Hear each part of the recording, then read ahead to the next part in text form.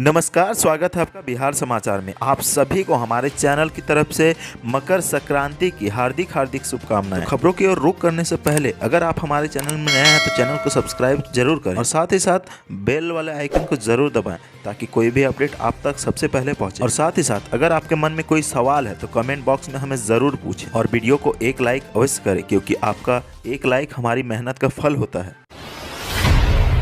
बिहार के इस विभाग में निकली बम्पर वैकेंसी, ग्रेजुएट स्टूडेंट जल्द करे अप्लाई। जी हां, नौकरी का इंतजार कर रहे बिहार के युवाओं के लिए अच्छी खबर है। स्वास्थ्य विभाग में बम्पर बहाली निकाली गई है। हालांकि यह बहाली संविदा पर निकाली गई है और कॉमर्स स्ट्रीम से ग्रेजुएट स्टूडेंट इस पोस्ट के लिए अप्लाई कर सकते हैं। नेशनल हेल्थ मिशन की तरफ से निकाली गई वैकेंसी के लिए कॉमर्स स्ट्रीम से ग्रेजुएट स्टूडेंट अप्लाई कर सकते हैं। नेशनल हेल्थ मिशन कार्यक्रम के लिए कुल 84 पदों पर बहाली निकाली गई है। इच्छुक कैंडिडेट इसके लिए आधिकारिक वेबसाइट स्टेट हेल्थ सोसाइटी बिहार.org पर जाकर 28 जनवरी से पहले ऑनलाइन अप्लाई कर सकते हैं। इसमें कुल 4 पदों के लिए वैकेंसी निकाली गई है। इच्छुक उम्मीदवार जो भी इस वैकेंसी को भरना चाहते हैं वो स्टेट हेल्थ सोसाइटी बिहार.org पर जाकर 28 जनवरी से पहले ऑनलाइन अप्लाई कर सकते हैं। बिहार के लोगों के लिए बड़ी खबर, 18 जनवरी से नहीं खुलेंगे 1ली से 8वीं तक के स्कूल। राज्य सरकार ने लिया बड़ा फैसला। जी हां, बिहार में 1ली से 8वीं तक के स्कूल 18 जनवरी से नहीं खुलने जा रहे हैं। राज्य सरकार ने पहले से ये तय किया था कि 18 जनवरी से जूनियर कक्षाओं को शुरू करने की अनुमति दी जा सकती है, लेकिन अब इसे टाल दिया गया है। राज्य के मुख्य सचिव दीपक कुमार राय ने ये जानकारी दी है। बिहार के मुख्य सचिव दीपक कुमार ने बताया कि 25 जनवरी के आसपास सरकार के क्राइसिस मैनेजमेंट ग्रुप की बैठक होगी। इसी बैठक में जूनियर कक्षाओं के स्कूलों को खोलने पर विचार किया जाएगा। सारे पहलुओं को देखकर कोई फैसला लिया जाएगा। बिहार में 16 जनवरी से कोरोना वैक्सीनेशन का काम शुरू होने जा रहा है। राज्य सरकार की पूरी मशीनरी वैक्सीनेशन में लगी होगी, लिहाजा ये तय हुआ कि वैक्सीनेशन के पहले चरण के बाद यानी 23 जनवरी से 25 जनवरी के बीच क्राइसिस मैनेजमेंट ग्रुप की बैठक की जाए, जिसमें सारी बातों पर विचार के बाद क्लास 1 से 8 तक के स्कूल खोलने पर फैसला लिया जाएगा। फर्जी डिग्रियों के आधार पर शिक्षक नियुक्ति मामले को लेकर हाईकोर्ट सख्त, राज्य सरकार से मांगा पूरा ब्यौरा। राज्य सरकार के स्कूलों में बड़े पैमाने पर फर्जी डिग्रियों के आधार पर शिक्षक नियुक्ति मामले को लेकर हाईकोर्ट सख्त है। हाईकोर्ट ने इस मामले की सुनवाई करते हुए राज्य सरकार से 2 सप्ताह में पूरा ब्यौरा पेश करने को निर्देश दिया है। रंजित पंडित की जनहित याचिका पर सुनवाई करते हुए चीफ जस्टिस संजय करोल की खंडपीठ ने कहा कि जवाब देने के लिए राज्य सरकार को आखिरी मोहलत दी गई है। राज्य सरकार को सभी का ब्यौरा उपलब्ध कराना है। बता दें कि याचिकाकर्ता के अधिवक्ता दीनू कुमार ने कोर्ट को बताया कि राज्य के स्कूलों में बड़े पैमाने पर फर्जी डिग्री के आधार पर नौकरी कर रहे हैं। ऐसे शिक्षकों की संख्या लाख में है। इससे पहले की सुनवाई में निगरानी विभाग की ओर से कहा गया था कि ऐसे अवैध रूप से सरकारी सेवा में बने शिक्षकों के मामले की जाँच में बाधाएं आ रही है। अवैध रूप से सरकारी सेवा में बने शिक्षकों को अभी तक फोल्डर भी पूरी तरह उपलब्ध नहीं कराया गया है। इस मामले पर अगली सुनवाई 2 सप्ताह बाद की जाएगी। नीतीश कुमार की नल जल योजना की धज्जियां उड़ा रहे हैं ठेकेदार, पानी भरते ही जमीन पर आ गिरी टंकी। बिहार में नल जल योजना में भ्रष्टाचार की तस्वीर एक बार फिर सामने आई है।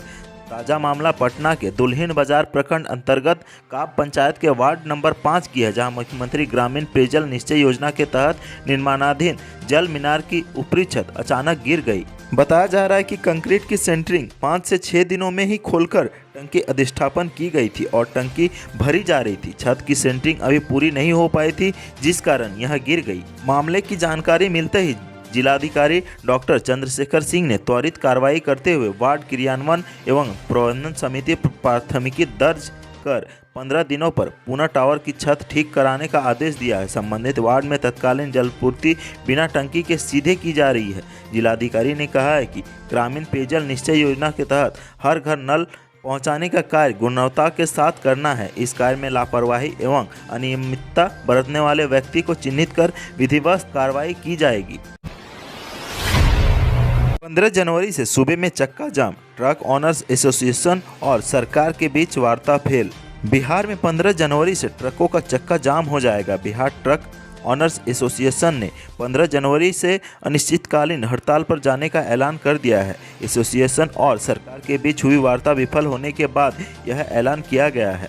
ट्रक ऑनर्स एसोसिएशन का आरोप है कि सरकार में उन्हें जो आश्वासन दिया है वह पूरा नहीं किया गया। बिहार ट्रक ऑनर्स एसोसिएशन के अध्यक्ष भानुशेखर प्रसाद सिंह के मुताबिक सरकार ने एसोसिएशन की मांगों को लेकर उदारतापूर्वक विचार करने का भरोसा दिया था। एसोसिएशन को यह कहा गया था कि 1 हफ्ते के अंदर उनकी सारी समस्याओं का समाधान कर दिया जाएगा, लेकिन अब तक कोई पहल नहीं की गई। आखिरकार एसोसिएशन ने 15 जनवरी की आधी रात से ट्रकों का चक्का जाम करने का फैसला किया है। एसोसिएशन का कहना है कि 12 चक्के से ऊपर के ट्रकों को मिट्टी और बालू की धुलाई से प्रतिबंधित और 14 चक्के से नीचे की गाड़ियों की बॉडी की ऊंचाई 3 फीट से 3.5 फीट तक ढलाई करने की अनुमति दी गई है। एसोसिएशन सरकार के इस फैसले का विरोध कर रहा है। रुपेश हत्याकांड को लेकर एसएसपी कर रहे हैं एसआईटी को लीड, एसटीएफ को भी जांच में जोड़ा गया। पटना में इंडिगो एयरलाइंस के स्टेशन मैनेजर रुपेश कुमार सिंह की हत्या के बाद सरकार की नींद उड़ी हुई है। पटना पुलिस के लिए यह हाई प्रोफाइल मर्डर केस सबसे बड़ी चुनौती बन गया है। रुपेश हत्याकांड की जांच के लिए एसआईटी का गठन किया गया है। एसएसपी उपेंद्र शर्मा खुद एसआईटी का नेतृत्व कर रहे हैं। इसमें सिटी एसपी, सेंट्रल सचिवालय डीएसपी के अलावा शास्त्री नगर कोतवाली एयरपोर्ट सचिवालय थानेदार के साथ सेल अन्य टीम को भी लगाया गया है। इतना ही नहीं, इस मामले की गंभीरता को देखते हुए एसटीएफ को भी जांच में जोड़ा गया है। पुलिस के आला अधिकारियों ने पटना पुलिस कप्तान को स्पष्ट मैसेज दिया है कि 24 से 48 घंटे में अगर इस केस के अंदर अपराधियों की पहचान नहीं हुई तो उनके लिए मुश्किल खड़ी हो सकती है। बताया जा रहा है कि मुख्यमंत्री नीतीश कुमार खुद इस वारदात को लेकर गंभीर है। यह मामला इतना हाई प्रोफाइल है कि रुपेश की हत्या के बाद सरकार में शामिल भारतीय जनता पार्टी के नेताओं ने ही अपनी सरकार के उन को कटघरे में खड़ा करना शुरू कर दिया है। एयरपोर्ट के स्टेशन मैनेजर रुपेश कुमार सिंह की मंगलवार शाम तकरीबन 7:15 बजे हत्या कर दी गई। रुपेश की हत्या उस वक्त की गई जब वह अपने काले रंग की हेक्टर कार से पुंचायक स्थित अपार्टमेंट पहुंचे थे। पुंचायक बलदेव भवन के पास कुसुम विला अपार्टमेंट में उनका फ्लैट है। 42 साल के रुपेश अपार्टमेंट के फ्लैट नंबर 303 में परिवार के साथ रहते थे। उन्होंने जैसे ही अपनी कार अपार्टमेंट के पास खड़ी की, उसी वक्त घात लगाकर बैठे अपराधियों ने ताबड़तोड़ फायरिंग शुरू कर दी। रुपेश को आधा दर्जन से ज्यादा गोलियां लगी। नीतीश मॉडल पर बिहार बीजेपी नेताओं को भरोसा नहीं, योगी मॉडल के तर्ज पर अपराधियों का एनकाउंटर करने की मांग।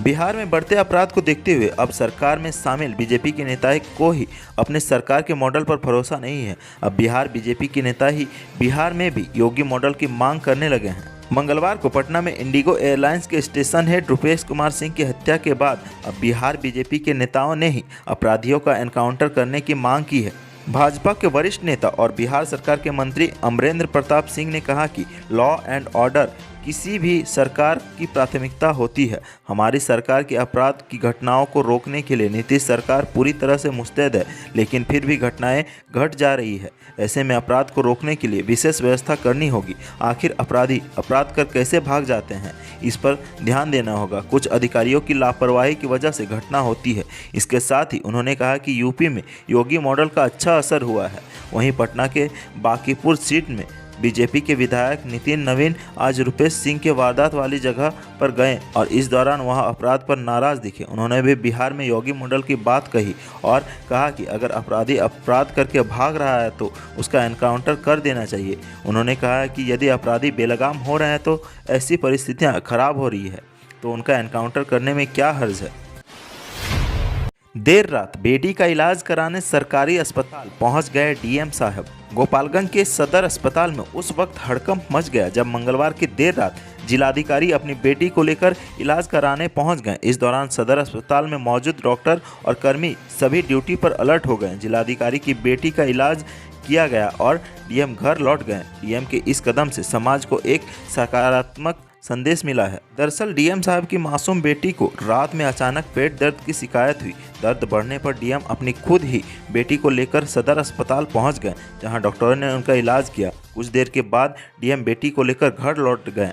डीएम अस्पताल पहुंचते ही अस्पताल कर्मियों ने सफाई कार्य शुरू कर दिया और साथ ही सदर अस्पताल में मौजूद डॉक्टर कर्मी सभी ड्यूटी पर अलर्ट हो गए। बताया जा रहा है कि गोपालगंज के डीएम के रूप में डॉक्टर नवल किशोर ने हाल ही में पदभार लिया है। डीएम का प्रभार लेने के बाद वह सबसे पहले सदर अस्पताल पहुंचे थे और डॉक्टरों को मुस्तैदी से ड्यूटी करने की हिदायत दी थी। रुपेश सिंह हत्याकांड में संसदीय क्षेत्र में हुई हाई प्रोफाइल मर्डर पर 25 घंटे बाद टूटी रविशंकर प्रसाद की नींद, घटना की कड़ी निंदा की है। पटना में मंगलवार की शाम हुए बहुचर्चित रुपेश सिंह हत्याकांड पर स्थानीय सांसद और केंद्रीय मंत्री रविशंकर प्रसाद की नींद 25 घंटे बाद टूटी। हत्याकांड के 25 घंटे बाद मंत्री जी का ट्वीट आया है कि वे रुपेश सिंह हत्याकांड से बेहद मर्माहत हैं और इसकी कड़ी निंदा करते हैं। घटना मंत्री रविशंकर प्रसाद के संसदीय क्षेत्र का है, लेकिन उनसे पहले बीजेपी के कई केंद्रीय मंत्री समेत वरीय नेता इस हत्याकांड पर शोक जता चुके हैं। 24 घंटे में ठंड की जबरदस्त वापसी, पटना के पारा 7 डिग्री नीचे गिरा। लगभग 2 हफ्ते तक ठंड से मिली राहत के बाद अब एक बार फिर बिहार में लोगों को कड़ाके की सर्दी देखने को मिल रही है। पिछले 24 घंटे में ठंड ने जबरदस्त वापसी की है और राजधानी पटना का अधिकतम तापमान 7 डिग्री तक नीचे गिरा है। मौसम में आए अचानक बदलाव का आम लोगों पर असर देखने को मिल रहा है। मंगलवार को जो लोग कम ठंड का अनुमान लगाकर घरों में बाहर निकले, उन्हें रात में कड़ाके की सर्दी का सामना करना पड़ा। तो आज की सुर्खियों में बस इतना ही। बिहार से जुड़ी खबरों के लिए सब्सक्राइब करें हमारे चैनल को और बने रहें हमारे साथ। धन्यवाद।